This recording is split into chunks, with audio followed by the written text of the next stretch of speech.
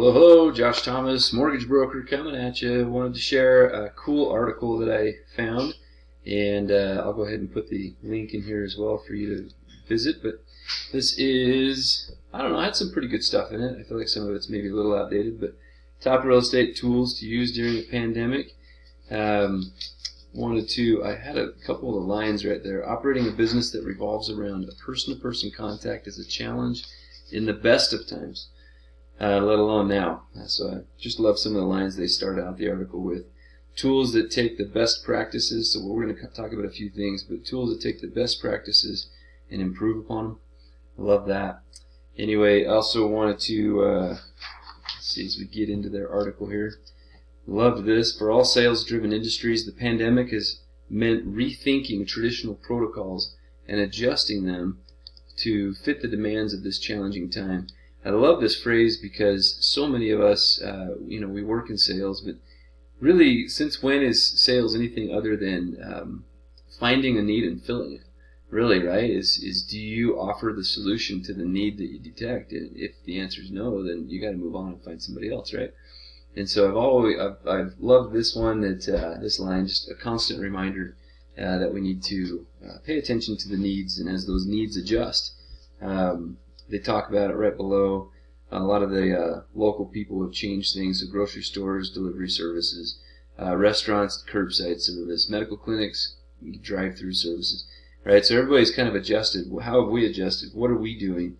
And so one of the things that a lot of you guys have had to do is go to virtual home or open houses and virtual home tours. Another one that's kind of come up is this no-contact closings. Now, I don't know. This one, I really enjoyed 2020, to be honest with you, for the sake of no-contact closings. Way back in 2006 and 2007, I noticed easy closings, what do you call them, the dockless closings, the e-signings. Those were becoming more and more of a thing, but then the market crashed, and they kind of disappeared ever since. And the best thing I've heard of before 2020 was simply, a part of the document was e-signed and the rest was not. I remember doing one of my closings as an e-sign, and to be honest with you, it was harder and took longer than a normal paper sign closing, and I still had to go to the title company. So I was like, what's the point? But there's been a major change this year across the country. Not as I haven't sensed it and seen it as much here in Utah. I know California's way behind, but a lot of states have gone completely contactless. And even to like videoing closing and videoing their driver's license and stuff like that, I guess. Not real part of that, but we have had a couple of closings this year, completely in their house, no notary. And so keep that in mind. It is a possibility, and if it's something that people want, we can offer it. We just have to be patient as new technology puts us on the cutting edge, which is also the bleeding edge. And so recognize that.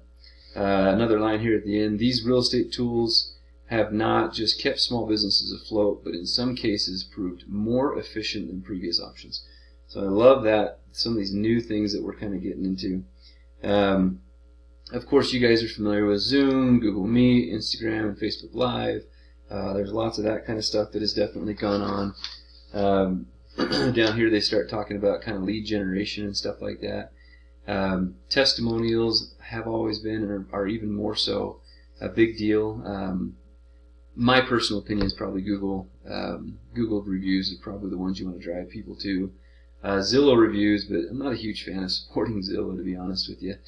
But just online reviews of some kind. I know Yelp is out there, and there's other places too, but I would probably tend to drive the Google one and the not even the Facebook one. I felt that's kind of lame too. But anyway, testimonials, videos. Please don't underestimate the power of videos. Newsletters. I would include videos in your newsletters. Blog. This one's kind of funny. I was doing some blogging before, probably 4 or 5 years ago. I was probably doing some blogging. Not a ton, just some. Here and there I'd come across something I thought was worth throwing on there. 2020 reminded me of the power of a blog. And so I put 2 blogs up in probably 16, maybe 15, about a jumbo loan. What we were doing at the time, 5% down and 10% down jumbos. Well, in 2020, in April, the finance market, as you know, freezed up, and so all of the jumbo stuff went away for at least a minute.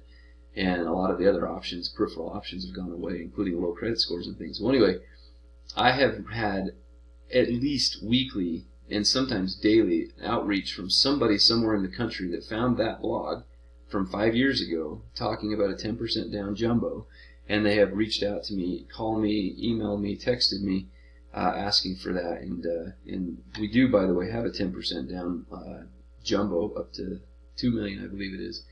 And so people have been reaching out. We've been hooking them up. But I'm only licensed in the state of Utah, so a lot of them outside the state, I've been shuffling them off to somewhere else. But anyway, so don't underestimate the power of a blog.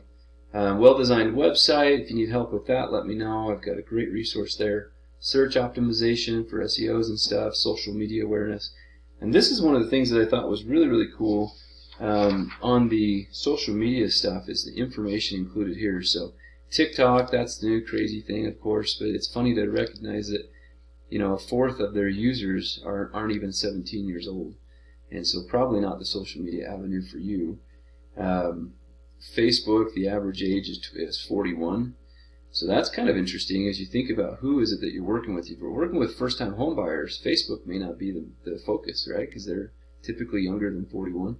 Instagram is interesting, between 25 and 34. I would have liked to have seen the average age, but that's still an interesting one. So 25 to 34, that is prime first-time home buyer age.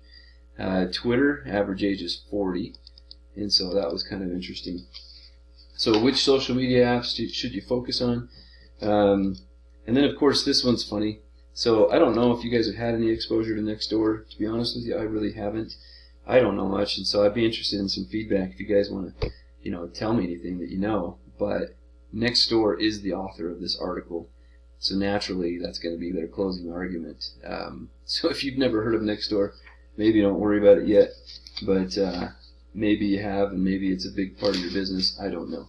But anyway, I just thought this article had some great information in it and wanted to share that with you. I hope all is well with you. Hope that this New Year is going well for you.